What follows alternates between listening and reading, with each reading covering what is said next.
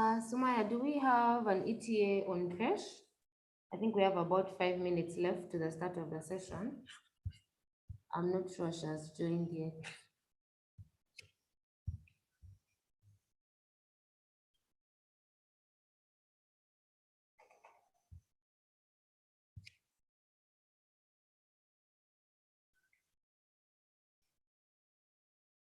Hello, Sumaya?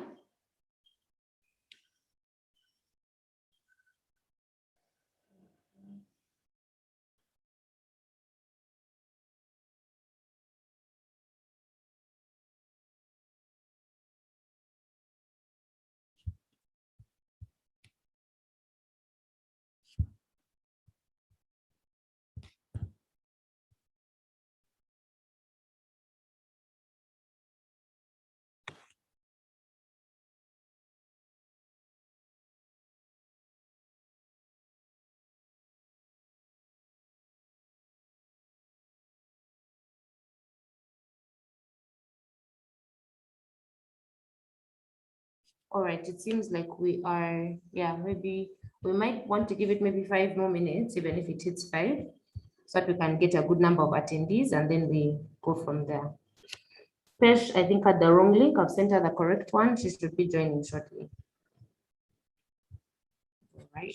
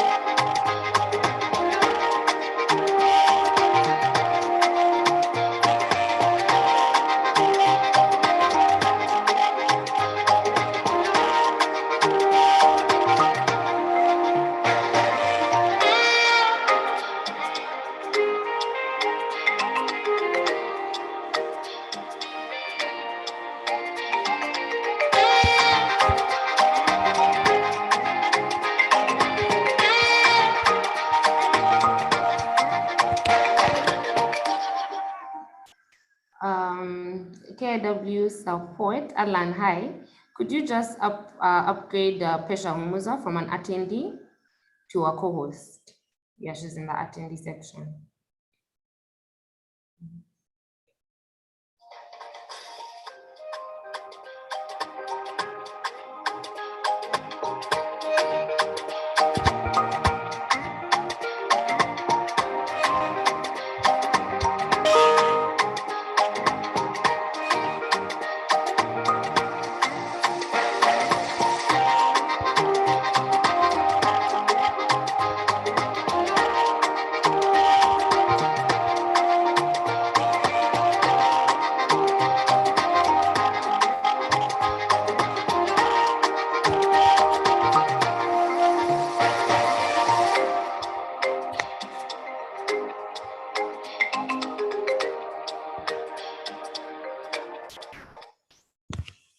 All right, Pesh, you're welcome. We have actually just 1 minute to start, but we might give it just 5 minutes after 5, just for more attendees to join the call. I think I will officially hand over to Sumaya as host and moderator for the session. Yeah, give you guys a brief.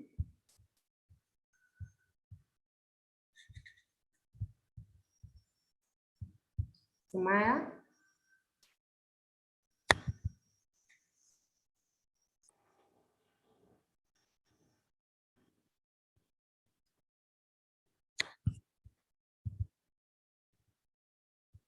I'm not sure Sumaya is going to. Can the rest of you hear me?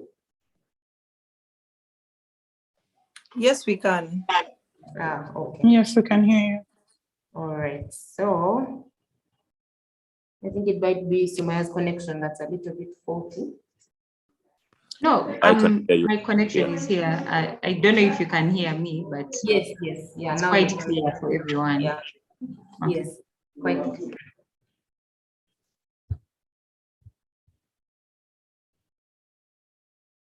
Okay, so we'll give it until 5. First five? Maybe just introductions for the panelists. Hi guys, I'm Sumaya. Sure, we've communicated before. Apart from Bernard, I've been trying to reach out to him and dead end. But yeah, at least you're here. Hi Pesh, hi Lisa, hi Bernard. Hi Sumaya, how are you? I'm okay. Yeah, nice meeting you. Nice meeting you too. Hi Sumaya, good evening, and yeah, happy to be here as well. Okay.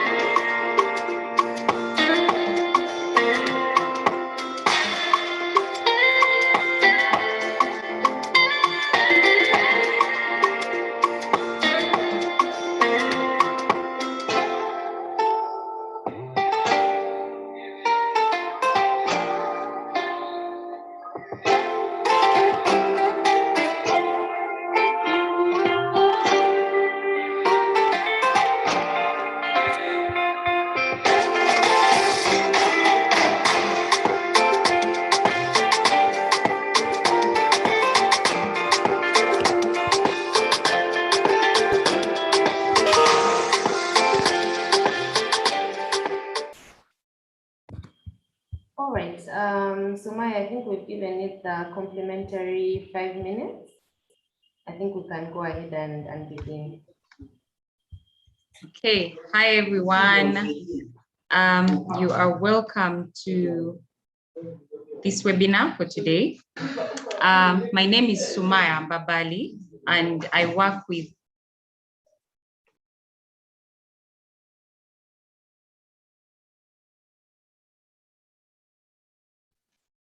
Okay, sorry about that. My name is Sumaya Mbabali, and I work for NFT Consult Limited, and I'm specifically the lead partner demand creation for the NFT mobility project that is being mothered by NFT Consult. Reason why we are here today is Kampala Innovation Week. It's an event that has been running for a number of years, at least. This is maybe the 4th edition. And today's webinar is more like a pre-event for Kampala Innovation Week. And the topic for today is social media influencing as a viable career option in Uganda. For my panelists, I have Lisa Kusima, I have Pesha Humuza, and Bernard Ewalu. I would like the panelists to just give a brief introduction about themselves, and then I can just jump straight into the discussions. Hi, everyone. Good to have you here. My name is Lisa Kusima, and I'm a wife, a mother, and an analyst at a leadership and management consulting firm, and then a content creator. So really, that's why I'm here. I focus on building stronger families, and my content is around marriage, parenting, motherhood, and homemaking. So my desire is to build strong families. So yes, I have a YouTube channel and Instagram and TikTok. So nice to have you here. I can't wait to dive in.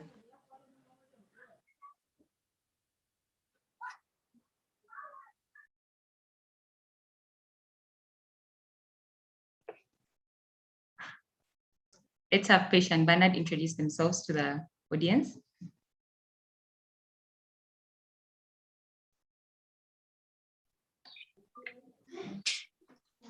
Hello, my name is Pesha Humuza. I am a digital communications consultant with Takwimu. We do data.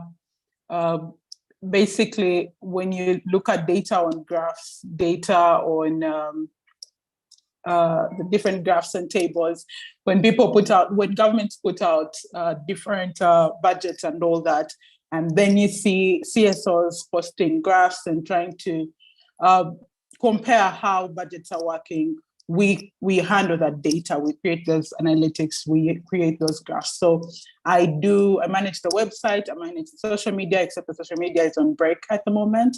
But yeah, I do manage the content creation around at Takwimu. I'm also an influencer, social media influencer for different brands, the alcohol brands, the feminist organizations. So I'm a feminist and I use my platform as a feminist and also as an influencer to amplify different issues affecting women in our society.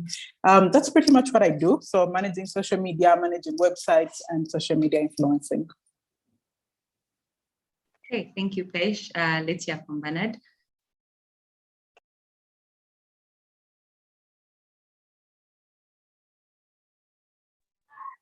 Hi guys. Somehow my video is disabled, but and I think that's from that side. I hope though that you can hear me loud and clear. Yes, sorry, right? but let me just call on KIW support to make you a co-host so you're able to. Yes, perfect. Okay, now you should be able to share a video. Sorry. Okay, just a second. It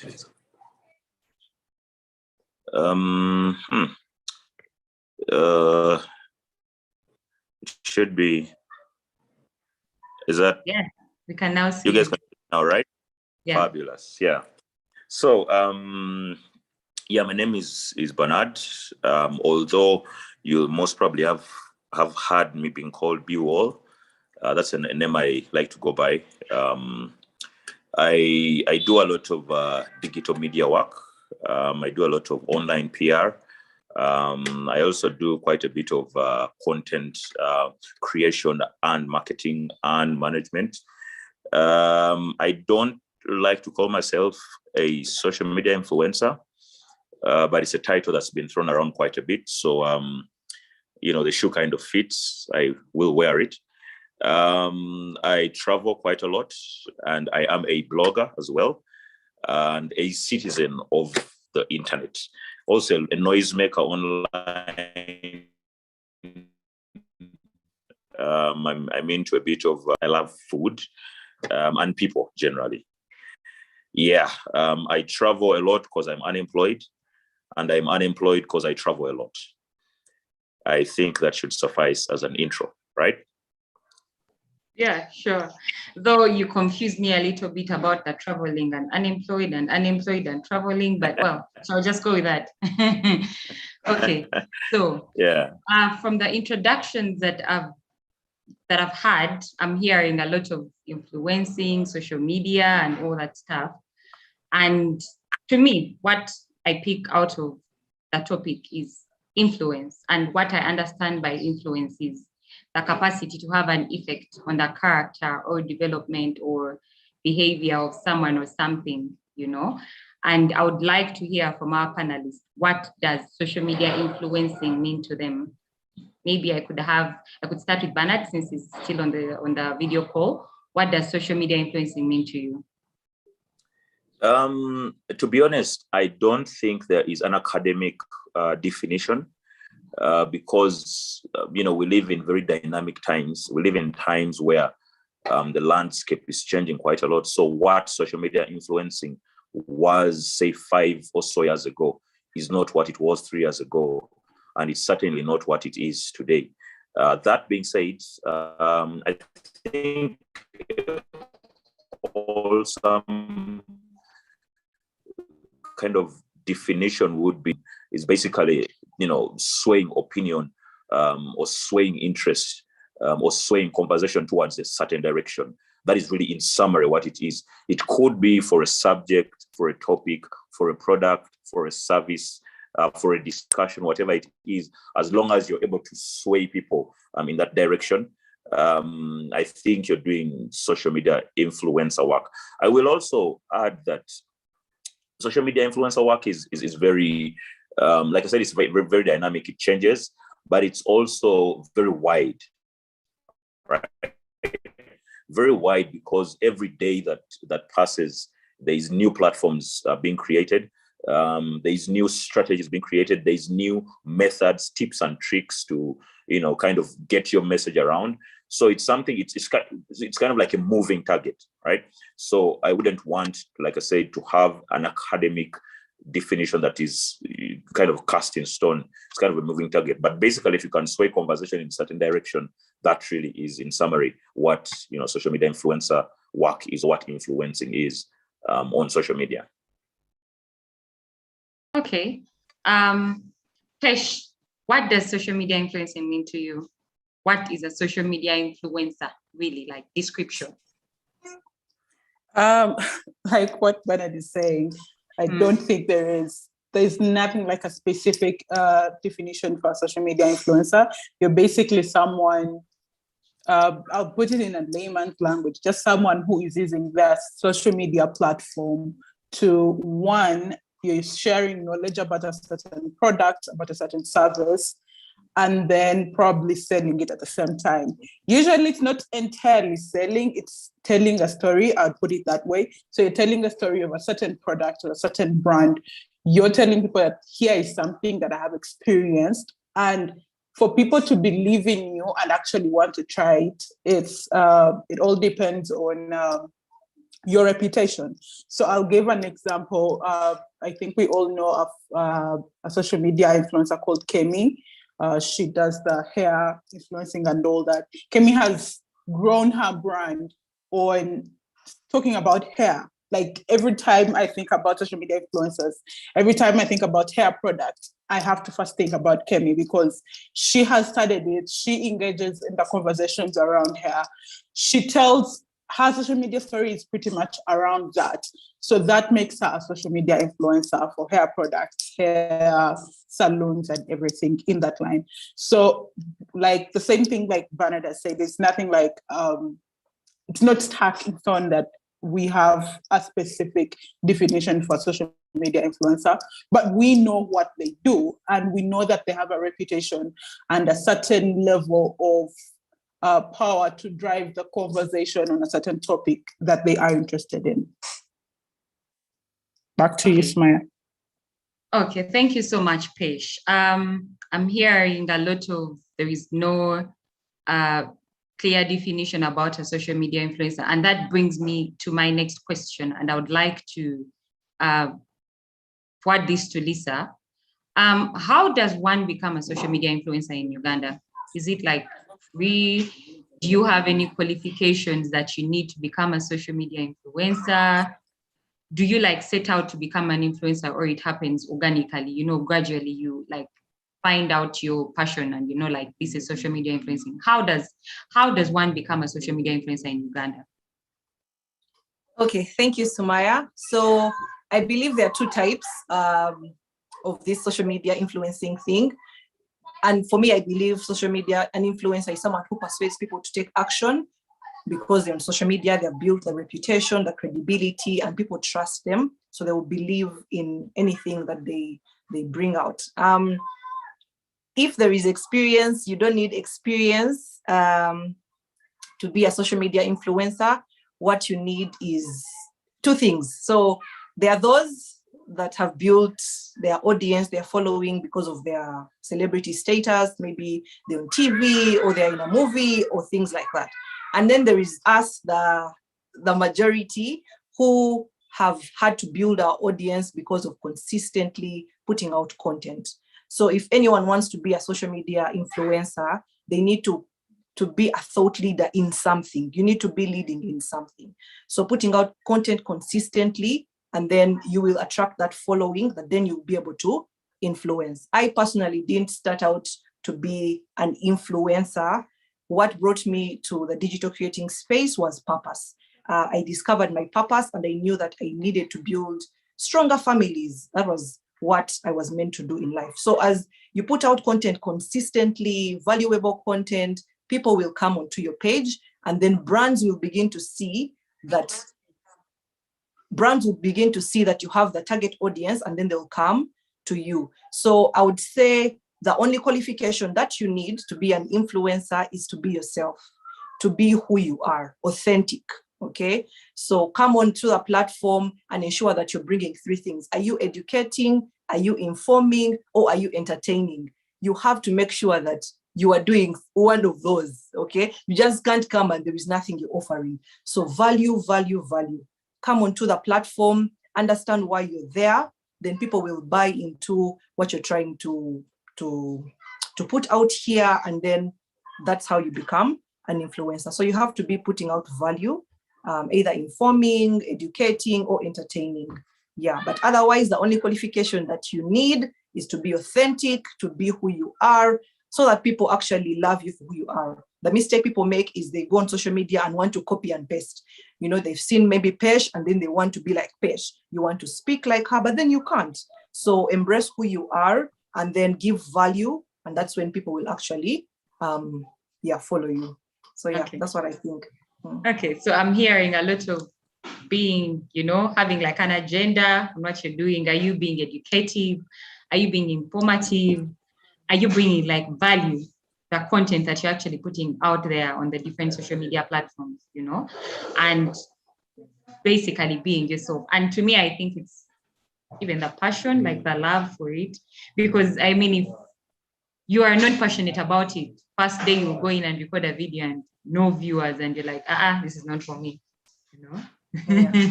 Yeah. Okay. Pesh, I would like you to also jump in and, you know, what Lisa has mentioned. What does it take to be a social media influencer in Uganda? Your own perspective. Yeah. I'll speak from my experience. I can't lie that I woke up one morning and I was like, oh my God, I want to build my career as an influencer, because as a teacher. But then mine started as more of an addiction. So I kind of capitalized on being addicted to social media. And then, but there were specific subjects that I would engage in that other people would actually. I'll give an example. If I'm going to speak about feminist things, feminist policies, if I'm going to speak about things that affect women, I will have a lot of engagement on that, because it is something that I've continuously studied. It is something that I've continuously engaged in. It is something that I have a reputation in actually engaging in, and I can speak about it. I have knowledge about it. If you call me in a panel and we're speaking about feminism, I'll be able to put up something. So I kind of grew in that line. And the other brands that came along, most of the times brands are looking out for numbers, but the numbers are not enough. You might have 100,000 followers, but then you do not have that reputation. You do not have that value that you're bringing on board. So for regardless of where you are at the end of the day, for you to be a social media influencer who is actually doing something good for your brands that you're working with, for businesses that you're working with, you must have a certain level of power or reputation or value or information that you're educating your followers about. For example, recently I was working with a brand called Wild Crane, and earlier, it wasn't something that I think I would have worked with, mostly because as I'm a wine drinker, but it is something along the way I have learned to take cocktails and I enjoy them and I speak about them a lot. So people know that if Pesh is going to go out, she's constantly talking about how she's drinking this, and it usually has this kind of alcohol. So if I'm going to speak about that type of alcohol, then that means I have a certain knowledge of that alcohol. There is no way you can wake up tomorrow morning and you hire Pesh as an influencer for a football team. I have zero information about that. So at the end of the day, for you to be an influencer in Uganda, you need to have a certain information about the products that you're influencing for, about the businesses that you're influencing for. You can't just come out of the blue and talk about it, because then you end up looking like a radio station of sorts or TV, because TV, they post all sorts of ads, even without doing the background check and all that. But for you, you're speaking from an informative point of view. So definitely, if I'm going to look for information about parenting, I'm going to look out for Lisa. If I want information about marriage, about family, about how to hold things together, then I'll look out for Lisa. If I need information on Guinness, if I need information on football, then I'm going to look out for Bernard, because they've grown their crowd, they've grown their followers, their reputation around such topics. So like what Lisa said, you need to be informative, you need to be educative. That is how you start out. You do not, unlike the movie stars who already have the following and they can just post something and their followers buy it. For us, we need to be able to add more value, and that more value is in information, it's in educating, it is in sharing our experiences. Back to you, Sumaya.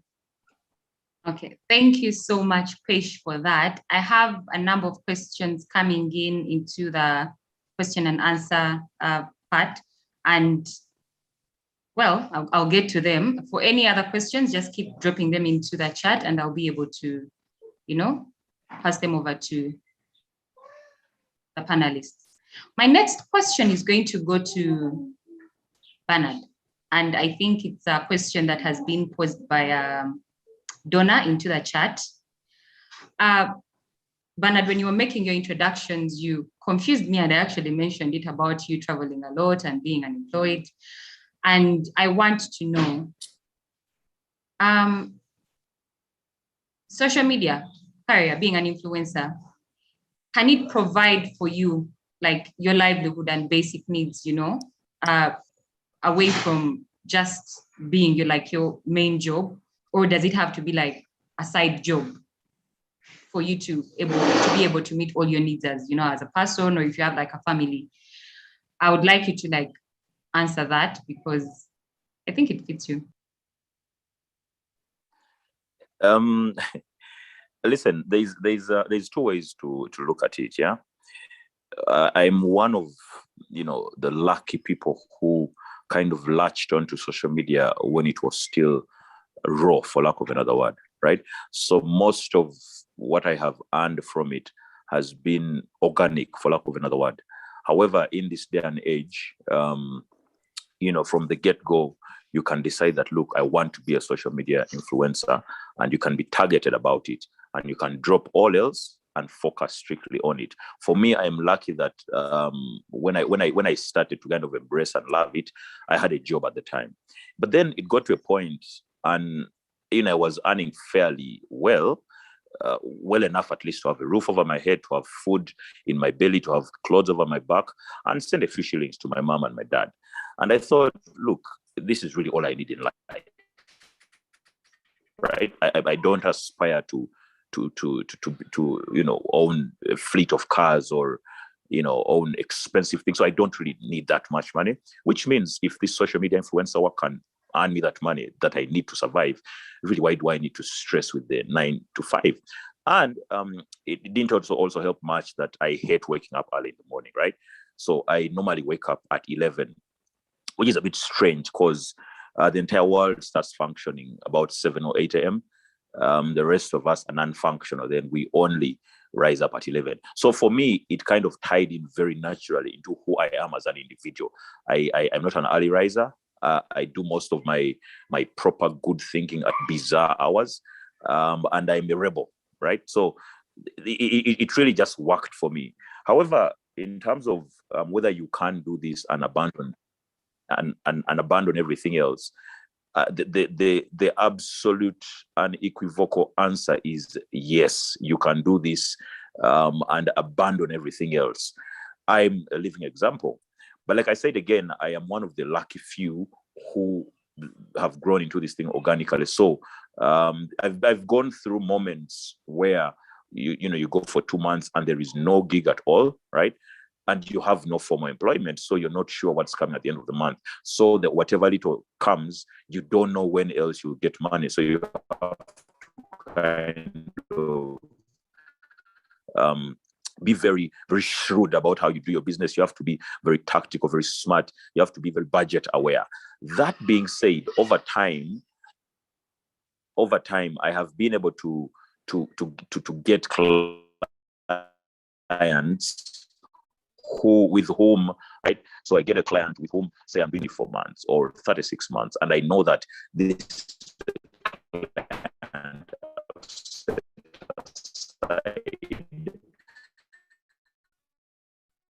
for the next half. And you have 3, 4, 5 of those clients and they're paying you something. Don't see why you'd want to jump back to the 9 to 5.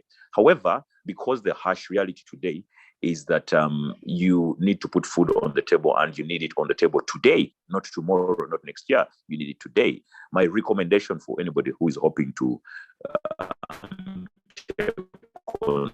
this 100% is don't drop your day job. Don't drop it. Work at it, but slowly harness the power that you have, the love that you have, the passion that you have for social media, and let this day job of yours feed your social media kind of addiction, for lack of another word. Because let this 9 to 5 job help you get good gadgets, help you get data, help you research, help you stay ahead of the game, to know what is trending, what language are they using, what images, what video. Let that help you. Then tomorrow, you realize that the money you're earning from social media is enough to sustain you, and you don't need to be choked by traffic in the morning at 7 a.m. and go to some place and sit down and struggle with slow Wi-Fi that 100 other employees are using, and have quarrels with HR people and struggle with finance and all these things. You will realize that it comes seamlessly, and it comes with time. So the one thing that I would encourage anybody who's hoping to get into this kind of stuff, or who's hoping to understand it, is listen. It's a process. It's a journey. I quit my 9 to 5. The last 9 to 5 I think I had must have been about 2015 or thereabout. So for about 6 or so years, I've not had a 9 to 5, but I've not lacked. right? Because I have the long-term gigs, but then I also have these little gigs that come every now and again. Somebody wants you to do something small, has some small money for you. That's fine. Your role is to get that money and budget for it well to make sure that in case no gig comes for the next 2, 3, 4 months, you can survive. So yeah, the answer once again is yes, you can absolutely survive on influencer work. There's so much money out there to be made. And unfortunately for us in Uganda, we haven't grown this social media scene in a manner robust enough to have very many influencers who you can look at and say, okay, so if I want influencers for agriculture, there's this 10. If I want influencers for gardening, there's this 10. If I want influencers for construction, there's this 10. We haven't yet grown that robust kind of ecosystem, but we're getting there. I hope that answers you. Yes, well enough. it does. Yes, it does. Thank you so much, Bernard. And that brings me to another question that is in the chat that really falls straight into the discussion that you've been holding right now. How do you get paid online, apart from being brand ambassadors? It's all about, the question lies within the sustainability of, the livelihood. How do you get paid apart from being brand ambassadors? First off, like I said, you have to be smart and tactical about it, because you might get a good chunk of money today and nothing else for the next 6 months, right? So how do you get paid? Obviously, when somebody has a product or a service they're pushing, they're going to ask you, look here, there's these printers who want you to push for us online. Our payment is going to be either in cash, right? Or I won't give you 2 printers. You can sell it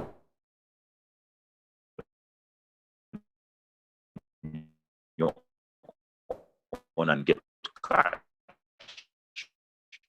So that's one of 2 ways to do it. The other thing is, for me, the way I put out my plans for payment was, instead of them giving me cash, I'm saying, look here, I need to travel, right? So whenever I'm leaving my house, I need to know that I have transport. So that's one less thing for me to worry about for the entire month. So whatever shillings I earn, transport is not a problem for me. Then you do a gig for, let's say, Jumia, right?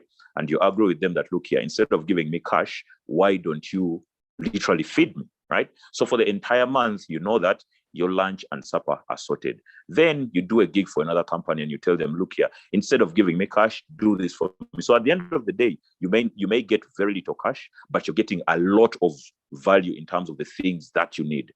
The other thing about how do you get paid, there are certain establishments that have very, I would say, very flexible payment means. For instance, you do work for, say, Serena, right? And they say, okay, we're going to pay you, say, 2 million shillings. So you come to an agreement and you say, look here, instead of paying me 2 million shillings, give me, say, 800,000 in cash, and then 1.2, let it be stockpiled somewhere. On any day when I need to take somebody's daughter out on a date, right? I don't need to fork money out of my pocket. Or on some day when I need to go and celebrate my mom's birthday, I want to take her for a meal, I don't need to fork money out of my pocket. Or on some random day when I feel like I need to get away, I need to go and spend a night in Kigo, I don't need to fork money out of my pocket. So like I said, all of it depends on how you plan, how you discuss with the client, because I know clients are very, very flexible. There's clients who are willing to fund certain activities of yours, and not necessarily give you cash, which is also not a very bad thing, because at the end of the day, you want to live a comfortable life. And part of living a comfortable life means you have power, you have water, you have food, you can travel, you have all these things available to you. If you don't get them in cash, there's no harm in getting them in kind. So it all comes down to negotiation and whatnot. I feel like you might want to ask me how much I earn. Unfortunately, I don't think I can directly answer that. What I will tell you though is this social media influencer ecosystem is kind of like a winner market. What used to be a winner market, now what? Or any market. You walk in there with your 50,000 shillings, knowing, okay, I need to leave this place with 2 trousers, 1 shirt, 1 t-shirt. You get in there, the first person tells you, if you want this trouser, it's 4,000 shillings. Another person tells you, if you want this trouser, it's 8,000 shillings. However, this one has got a zipper and it comes with a belt. Another person tells you, if you want my trouser, it's 10,000, but this trouser also comes with boxers. So you make your choice. At the end of the day, you leave the market either with 2 trousers, or even 3 trousers, or even shorts that you hadn't planned to get, or even boxers. So that's what the social media influencer ecosystem is like. There is no standard for how much you will earn for the work you do. It just depends on how you negotiate, your bargaining skills, and of course, how much your work is valued, first of all, by yourself and by the client. I hope that answers the question that I'm sure will have been preempted. All right, thank you so much. I'm now thinking about even moving into social media influencing, because I mean, listen, those are like free nights in Chigo, all those free things. Send in your resignation letter tomorrow and tell your employer. Okay. No, don't quit your day job. Pesh, I want to know, is social media influencing effective in Uganda? And if so, how does it build the brand of the clients that you are like representing? And how do you measure the effectiveness or like the impact of your influence to the brand of the client?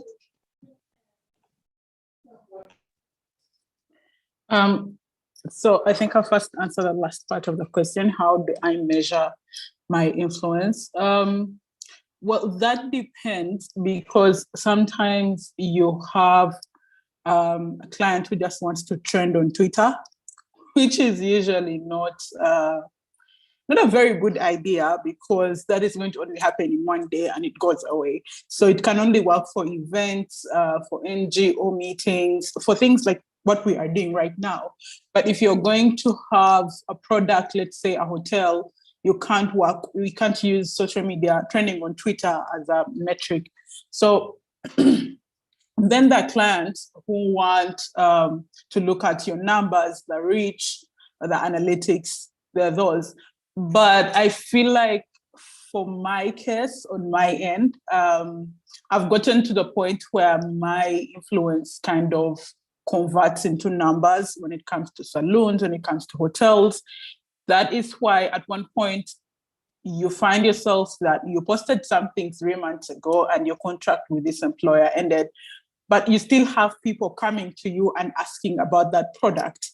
And for me, that is very important, because that means that I was able to get a client, even if it wasn't in that moment. Because in most cases, brands think, in most businesses, small businesses, especially in Uganda, they think social media influencers are supposed to post you today, and then tomorrow you get these clients and you get all these numbers and you get all these customers coming in and buying, which is not the case. It is usually an issue of consistency. Like I'm constantly talking about your product. I'm constantly talking about how you're selling these cute cups, and I'm sharing about them. So one time when someone is going to buy cups, they're going to be like, oh my God, I know a supermarket, but I also saw Pesh talking about cute cups at this place. So let me first inquire and get to know the price, and then I can compare probably and see what I have to do. So for my case, I've gotten to that point where I'm actually weighing my success on the number of on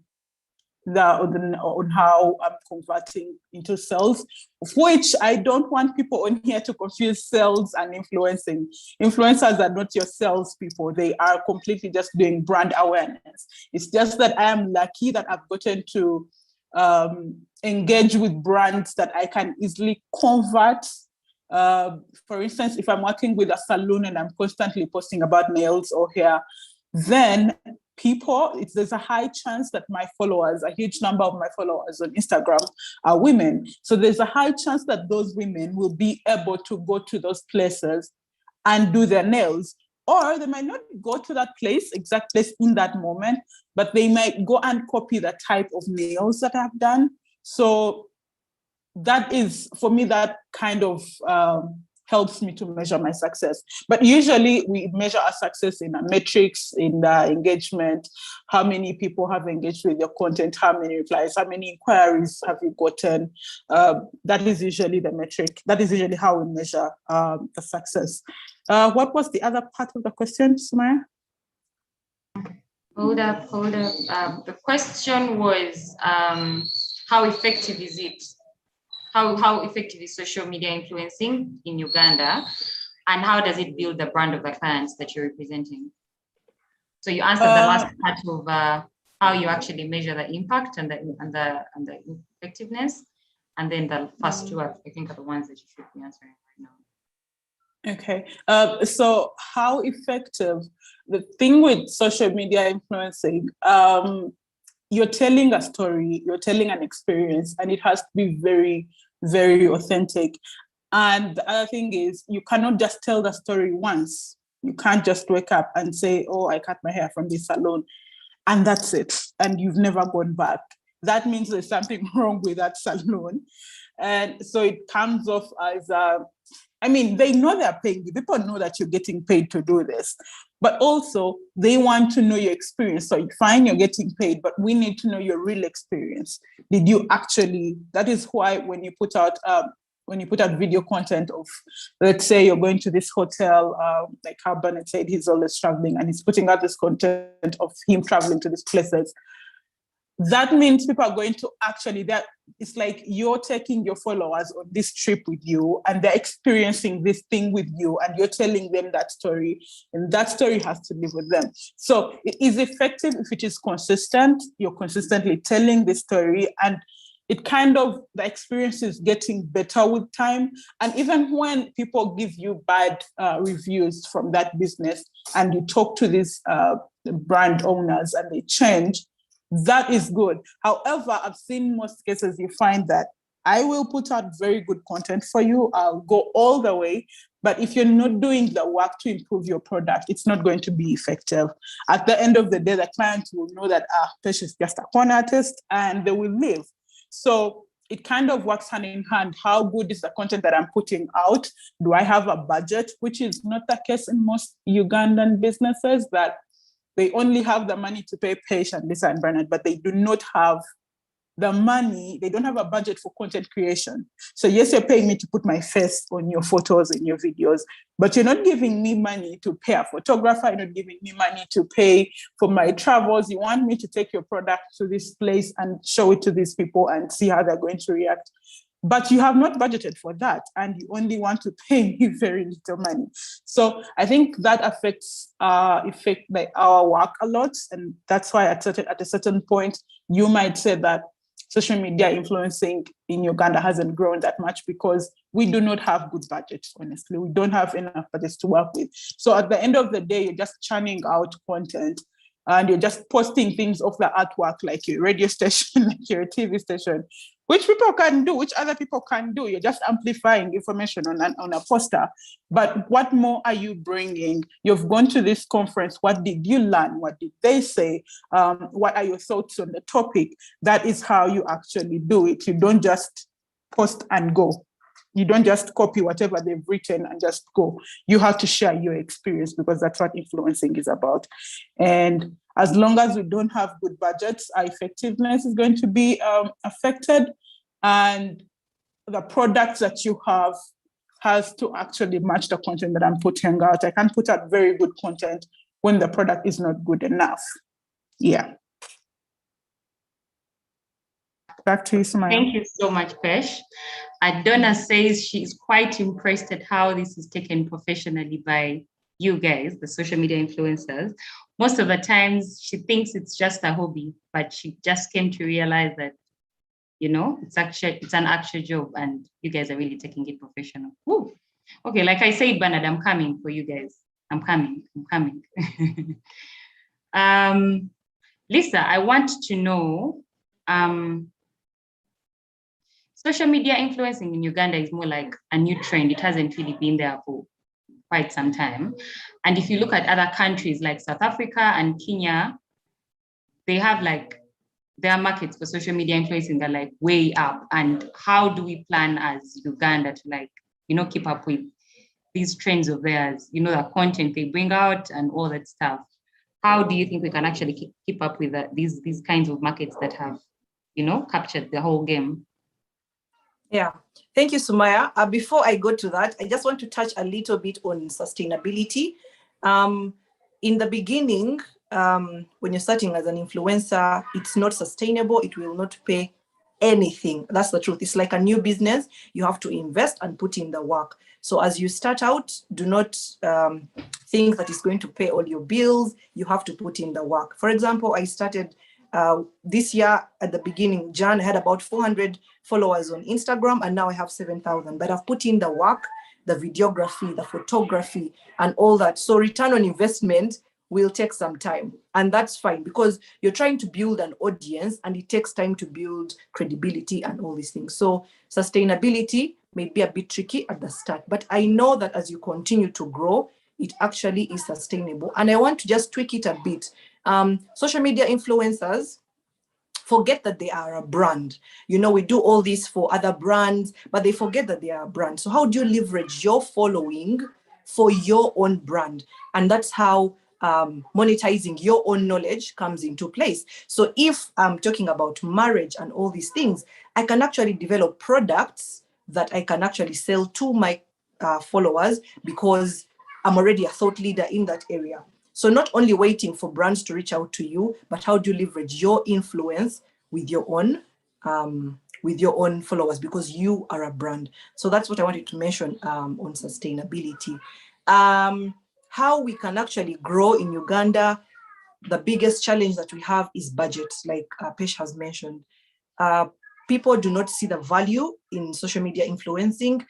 People feel like influencing is like some abstract thing there. You're just going to pose and maybe take pictures, but that's not it. A lot of work goes into the work that we do. We plan, we put in the time. So if brands could understand what social media is all about, okay? When I come and represent a brand, I am putting a face to that brand because people buy from people. People don't buy just brands unless you're like a Louis Vuitton and things like that. People buy from people, and referral is like the biggest source of revenue for so many businesses. So look at it this way. I have 7,000 followers. These people feel like they are my friend most of the time because they see you all the time, you know, they feel like you're friends. So when I say that try this because it has actually been a good thing, they're actually going to buy it because they trust me. So it's different from just any advert on TV because people are not, they don't relate with that person. So if brands could be more aware of the impact that social media has and actually put in the budget for it, then creators are going to do so much more. The difference with Uganda and other from other countries is the quality of content. When you look at a South African video, you know, talking about a product, oh my God, it's crisp, it's clear, it's, you know, they are creative, but all that is brought out through, you know, money. You know, I need a good camera to bring out your item very well. So if brands could just be more aware, then they'll be able to invest in influencer marketing. Because let me tell you, the Gen Z and the millennials are online, are on social media. So brands need to know who am I trying to reach? What is my actual target audience? And then pick an influencer that works for you. I think the biggest challenge brands have found is, you know, you just see someone has 7,000 followers, 10,000 followers, and then you grab them and say, do this for me. And then later on, the campaign is not successful. And then you say, influencing doesn't work. But the challenge is you do not understand who you are trying to reach and then see which influencer has that target audience. So for example, I know my target audience very well. I try to do so many polls to understand them. Are they married? Do they have children? Are they single? And all that stuff. So that if you approach me, I know for sure that this may not work because I don't have that target audience. But if you have family-related things, motherhood things that are for that target audience. I have wives on my page, women, all that. The brand needs to understand that audience so that they know what can actually influence them. So pick the right people as brands so that your campaign will be successful, and then pay them their worth. I think that's the biggest challenge that we face. And if we just create that awareness with brands, then they'll put in the money and then we will actually do everything to make sure that it actually works. So understand your audience and know which influencer has that target audience. And remember that we are the face of your brand. We are the heart. We put the heart to the brand. And that's where people actually connect even much better. So yeah, that's what I think can help. Thank you so much, Lisa. I have a question in the chat from Gilbert. He is asking, I would like to get your thoughts on social media regulation, thoughts about cybercrime, bullying, fraud. Do you guys actually have like registered companies, copyrights, you know, and all that stuff? Or it's like a hobby? So part of social media influencing, of course, comes from passion. For me, I mentioned that it comes from purpose. I was meant to do this and be on social media to change family lives. I do not have a company, but you know, as your income grows, you're expected to pay taxes. So you need to have a team so that you can be able to pay your taxes. And that's if you reach the threshold, the income threshold for taxation. So no, I do not have a company. I don't know about the rest. We are just a brand. And as you build it, if it grows even bigger, you can actually set up all those things you want to do. Cyberbullying is real, it's serious, and that's a challenge that comes in if you enter social media. You're putting your life on, you know, on scrutiny, and people are going to abuse you. People are going to, you know, say all these mean things. But then for me, what I remember is why I started. And you have to develop thick skin so that the people out there, the external pressures do not actually come and disorganize my purpose, why God put me on social media. So yeah, that's what I can say. But in terms of copyright, I think that's something that people who are joining social media need to know. When you develop your content, be very clear with a client so that they do not use your content and then put it on their social media pages. Even after the campaign has ended, you're finished, but then they continue to play it and then make money off you. So being very clear on your terms, making sure that you're not cheated, because many times as a social media influencer, I talk about a product, let's say a month, for example.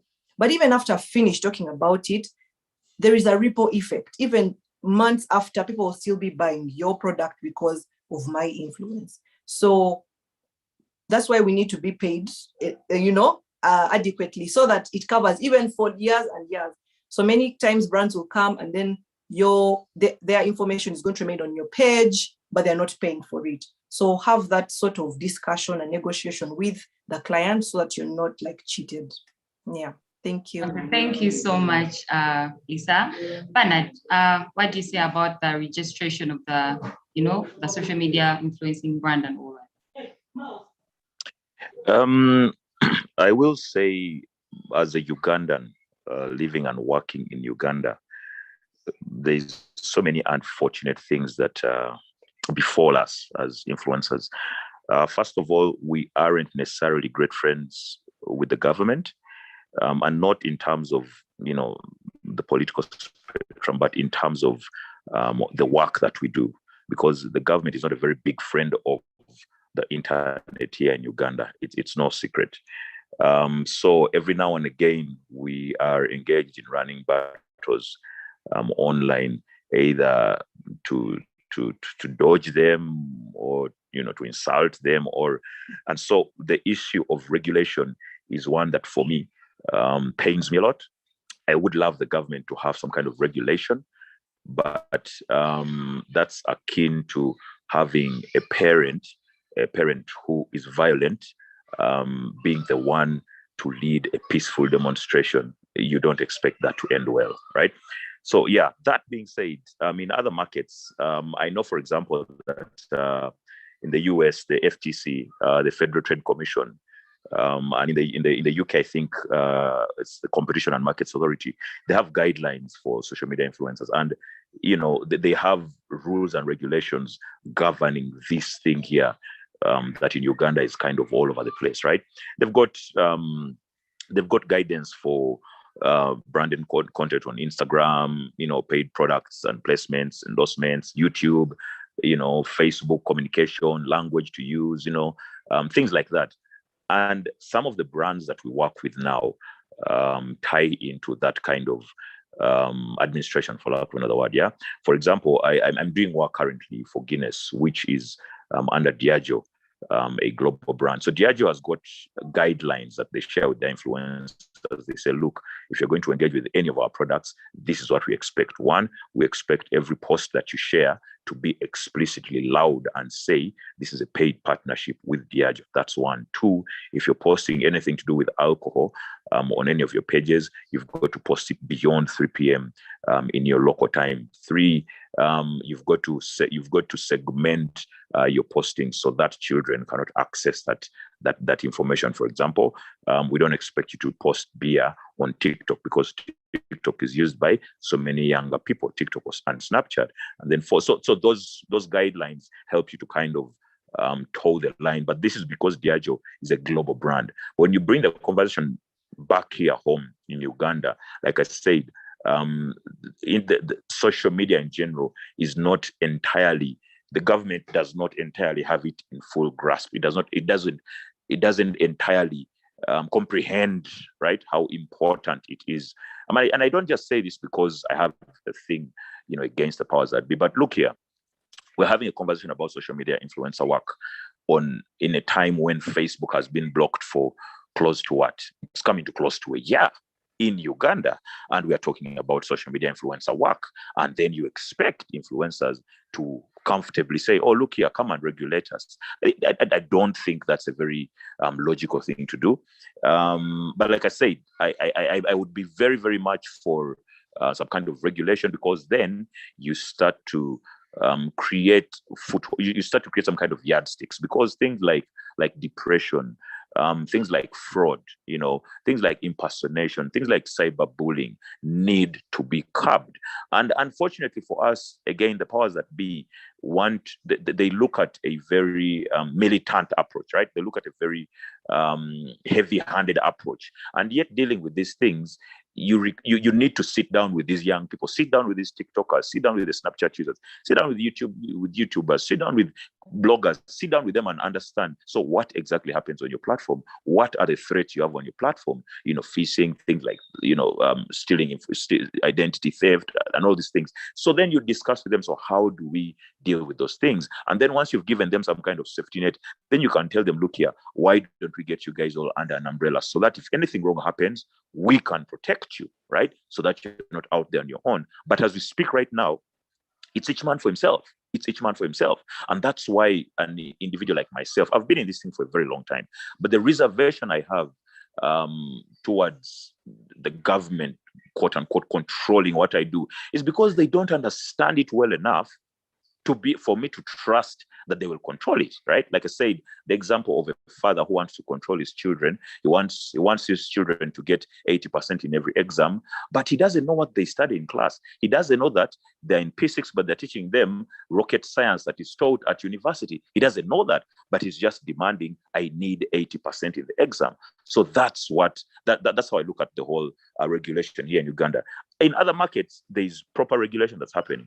If you, for example, if we have an agreement and I post your brand on my pages, and in the agreement you said I shouldn't post a competitor's brand, in I don't know, 2 years or whatever, and then I go ahead and post, I can be sued. Or if I'm sharing information about your product or your service, and then tomorrow I'm found somewhere in very dubious activities, I can be sued by you for causing your brand damage. So those things out there are very, very robust. All right. Thank you so much, Bernard, for that insight. I have Chris. We still have a long way to go, a very, very long way to go. All right. Thank you, Bernard. Well, that's a lot said. I have Chris in the chat saying value should be created, not expected. And if you don't think, companies don't think that social media influencers are valuable, then you, the social media influencers, should create the value, and then you show them what they can actually gain from, getting you into their team. As I think, can I just before, just sure. real quick, I absolutely agree with him 150%. The thing, though, I will add is we are also dealing with very many brand custodians who are from an era that's not this era, right? So when you walk into a boardroom and they've told you, oh, Biwa, we've heard that you do good work and stuff, come and present to us and, present to our board and to tell us what exactly, what value you can bring to this company. And then you're seated there, you're doing a presentation, there's heads of marketing, heads of sales, there's all these big people, there's the finance people, there's all these people. And after doing your presentation, they ask you, so what's the budget? Tell them, let's say 3 million shillings, right? And we'll get back to you. So they go, and silently, a week later, there's an advert in the paper, in colored print, full page, which is no less than 10 million. And they're pushing that thing that you had told them, look, for 3 million shillings, I can give you a lot of value. Now you're going to share your full color, full page advert in the papers, circulation of say 40,000, best case scenario, say 50,000. Now, as BWall, I've got 50,000 followers on Twitter, right? And I'm not saying that each and every one of these people is going to view this. The same way, also you, when you're selling your papers, not everybody is going to view that advert. The thing is this: once I put up this post or whatever I'm talking about, today, if somebody misses it, tomorrow they'll see it. A day after that, they will see it. A week after that, it will still be up because it's going to be reshared. It's going to be reshared. And the other thing is, and this is something that I normally share quite a lot, but the value that you get online is, look, everybody has a screen in front of them. Either it's a TV screen, or it's a laptop, or it's a phone. Everybody has some kind of gadget in front of them. And the amount of money you're spending to be in these people's faces is peanuts, considering what you've been spending for billboards and radios and TVs and having girls walk around town on roundabouts. When you put all that budget together, imagine you can reach a Ugandan as far away from you as possible just by having a couple of influencers share that information, and that information, whatever goes on the internet, somehow stays there. There's a lot of value that we create for this brand, but like I said, you walk into a boardroom and these people are stuck in old age thinking, and this is no disrespect to any brand custodians, but they need to also be aware that, look, these things that are happening, these people who are going out there and creating awesome YouTube content, and fabulous Lisa doing fabulous stuff, and Pesh doing all these wonderful things. They are creatives who are putting their minds to work. That in itself is a lot of value. Hand them your brand and see how much value you'll get back. I don't know why we always have these fights, but it would be nice if people were awake and alert to the fact that this thing really has taken over. Everybody has a gadget in front of them. And how do you get into their faces? Through the influencers, like Lisa mentioned. There's a lot of business. People would rather listen to fellow humans than us. So yeah. Okay. All right. As we go to closing the session, there is a lot that has been said about payment, about passion, about the kind of content that you are, producing for your audiences, getting to understand the product that you're going to be talking about. I would like to, get to what are the final remarks you have for upcoming social media influencers, or even the side of the companies that are looking at hiring out social media influencers for their brand. Pesh, and then Lisa, then Bernard could finish the remarks for that. So for social media, people want to join social media influencing, I'd say this. Usually we are told to find a niche, to find something that you can focus on, and usually it is one thing. But one of the influencers, a friend of mine called Faith, says that you can be able to do multiple things. You can't say you're just an influencer for hair. I mean, you can be that, but you can also be an influencer for hair, for alcohol, for a hotel, for different things, for different lifestyle. So find something that you're passionate about. It's very hard to influence for a product that you do not like. It is very hard. It is, like I said earlier, you cannot hire me to influence for football. I have zero interest in it. So find your niche and let it be something that you're interested in it. And when you do, get all the information that you can on that thing, because that is how you grow yourself. That is how you add value to yourself. And that is how you add value to the brand that is coming on board, like the gentleman in the chat was asking. So find that. And secondly, we have a lot of brands that are scammers in Uganda, and they do not pay. So you need to have a very thick skin. Make sure you sign contracts. Don't do jobs without contracts, unless that's your best friend and you know. Even Amen if to your that. best Amen friend, to that. yes, even if it's your best friend, make sure you have a contract so that when they don't pay you, you have somewhere to start from to go to the lawyers. And when they don't pay you, usually when we complain about payment, people tell us, oh, go to Twitter, out them. But what's the importance of that? Because the next client is going to assume that that is how I manage my business. But that's not how I manage my business. When you do not pay me, we're going to court, and then you'll be able to pay fees and everything else, because we have this contract that clearly says that you haven't paid me. One of the policies that I use for payment is I ask for a certain percentage. Let's say you're going to be paid 3 million for a gig, then they should pay you at least 70% of that, so that, you know, when you lose the other 30%, at least you got something that covers you, that covers your rent, that covers everything that you need. Because Ugandan businesses and scamming, best friends, big best friends. So get your niche, get a thick skin. People are going to bully you online. People are going to do all these things that you're going to do. Either you're going to have to ignore them, or you have to retaliate and tell them, hey, you say this and I don't like it. So there are different ways to do this.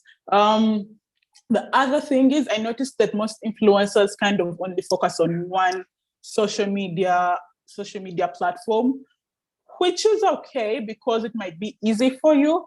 But the problem with that, I mean, the good thing with having multiple social media platforms that you're on is it kind of increases your rate card.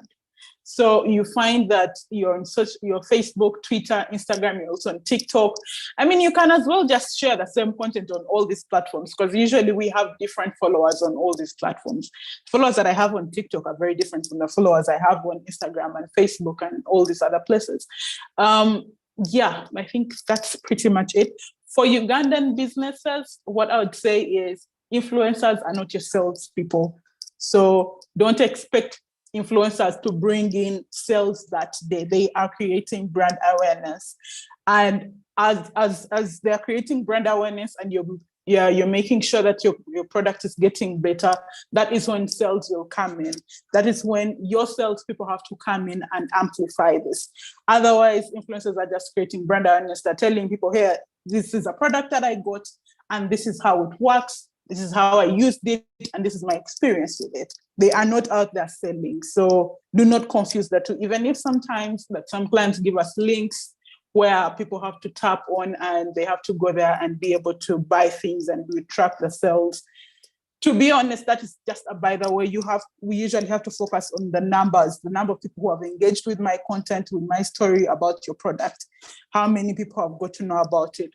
That is what we want. That is what we are doing. We are not necessarily salespeople. Yep. All right. I actually remember you saying something about the metrics of getting to know the impact of your social media campaigns on the different brands you have for your clients. And you mentioned it not really being like sales, but on my side, I feel like it's more like lead generation. You know, these are people that actually come to buy your products because they've seen Lisa. I actually saw you posting the wine glasses and telling the different restaurants about the size of the wine glasses that they serve.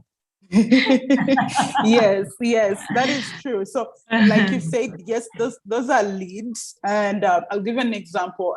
Earlier this year, I worked with Hotel Number 5. And people were engaging a lot with my content as compared to the social media account of the official social media account of the business. But up to now, I still have people coming to my inbox asking me, so how much is it? How is the experience? I haven't worked with these people for like 3 months or 4, actually. and they're still asking me about the same thing. So yes, that is lead generation, but the thing is, it is not going to happen in that moment. It rarely happens in that moment. It kind of goes over time, like people are you're constantly in people's faces. That's why I don't like doing gigs of, it's just 1 week, especially if it's a product, not an event or conference.